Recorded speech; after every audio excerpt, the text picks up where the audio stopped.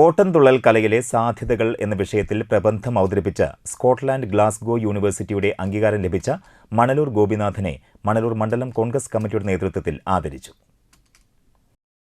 മുൻ MP. TN. Prathapan ഉപഹാരം സമർപ്പിച്ചു. മണലൂർ മണ്ഡലം പ്രസിഡന്റ് എം.വി. അരുൺ അധ്യക്ഷനായി.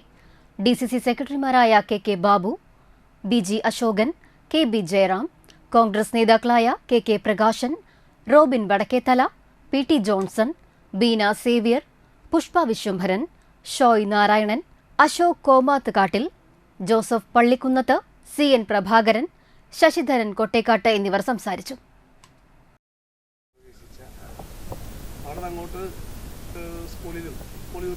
അങ്ങനെ ജീവിതത്തിന്റെ എല്ലാ തലങ്ങളിലും ഇത് ഒരു രക്തം നമ്മുടെ ശരീരത്തിലെ ഞരമ്പുകളിൽ രക്തം ഓടുന്നത് പോലെ അദ്ദേഹത്തിന് തലച്ചോറിലെ ഞരമ്പുകളിൽ ഇതിങ്ങനെ ത്രസിച്ചുകൊണ്ടിരിക്കുകയായിരുന്നു.